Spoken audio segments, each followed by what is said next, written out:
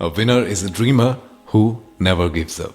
यानी कि जो एक सपने देखने वाला होता है वही एक विजेता होता है, जो कि कभी भी हार नहीं मानता है। नमस्कार, मेरा नाम है दीपक, आप देख रहे हैं द भाईजी शो। और भाईजी शो के इस खास सेगमेंट में हम बात करेंगे आज के ही दिन कुछ खास चीजों की।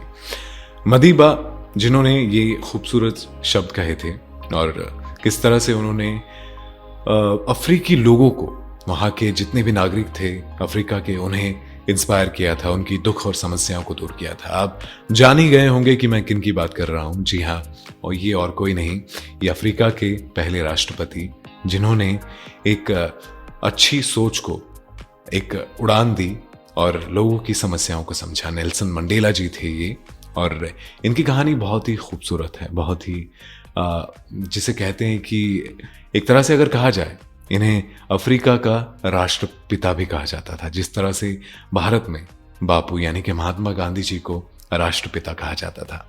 इन्हीं से जुड़े कुछ बातें करेंगे आज ही, यानी कि 10 मई 1994 में नेल्सन मंडेला, जो कि दक्षिण अफ्रीका के पहले अश्वेत राष्ट्रपति बने थे और शपथ उन्होंने ग्रहण की थी। और इस शपथ ग्रहण के कार्यक्रम में दुनिया भर के नेता पहुंचे थे।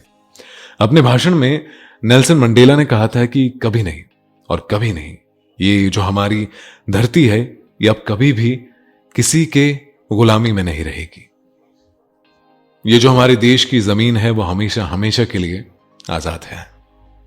अब सिर्फ आजादी का राज होगा। भगवान अफ्रीका को आशीर्वाद दे, यह कहकर उन्होंने अपना शपथ खत्म किया और अपने काम को निकल पड़े। अश्वेतों के हक के लिए उन्होंने लड़ते हुए 27 साल जेल में गुजारे। इनमें से 18 साल मंडेला ने रॉबिन आइलैंड जेल में बिताए थे। बाद में यह जेल स्वतंत्रता का प्रतीक बना। नेल्सन मंडेला की अगर मिजाज की यानी कि मूड की बात करें तो जिन लोगों ने भी उन्हें जेल में बंद कर रखा था, यातनाएं दी थी, उनके लिए कभी भी उन्होंने कुछ गलत नहीं सोचा। उनके दिल में उनके लिए कभी भी कोई कड़वाहट नहीं आई। वो हमेशा खुश रहते थे और उनकी पर्सनैलिटी और उनकी जिंदगी की कहानी ने पूरी दुनिया को रिझाया। 5 साल तक वो राष्ट्रपति बने रहे और 1999 में उन्होंने कुर्सी छोड़ी और दक्षिण अफ्रीका के सबसे प्रभावशाली राजनायक साबित हुए। उन्होंने HIV और एड्स के खिलाफ मुहिम छेड़ी और दक्षिण अफ्रीका के लिए 2010 के फुटबॉल विश्व कप की मेजबानी हासिल करने में भी उनकी भूमिका रही। नेल्सन मंडेला का जन्म 1918 में eastern cap of south Africa के एक छोटे से गांव में हुआ था। वो मदीबा कबीले से थे और दक्षिणी अफ्रीका में उन्हें अक्सर उनके कबीले के नाम से यानी कि मदीबा कहकर बुलाया जाता था और यही वजह थी कि उन्हें मदीबा कहा जाता था। नेल्सन मंडेला ने अपनी लाइफ में जो भी चीजें सीखी और उन्हीं चीजों को अप्लाई भी किया और दूसरों को भी बताया।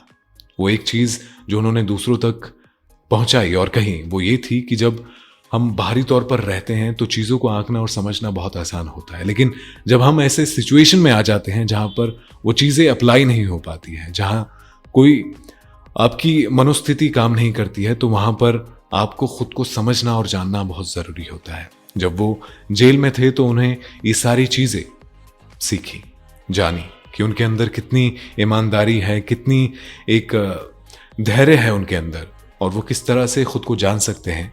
वो सारी चीजें उन्होंने जानी और समझी और दूसरों तक पहुंचाई। तभी तो नेल्सन मंडेला जी को आज भी उनके नाम और उनके कामों से जाना जाता है। उम्मीद है आपको ये छोटी सी पेशकश पसंद आई होगी। ऐसे ही और भी प्रोग्राम्स के लिए देखते रहिए हमारा ये खास सेगमेंट और द भाईजी शो। लाइक, शेयर और कमेंट करना ना भूलिए और मुझे दीजिए इजाजत। मिलूंगा एक और नई कहानी के साथ। नमस्कार। द भाईजी शो, देखो तो जानो।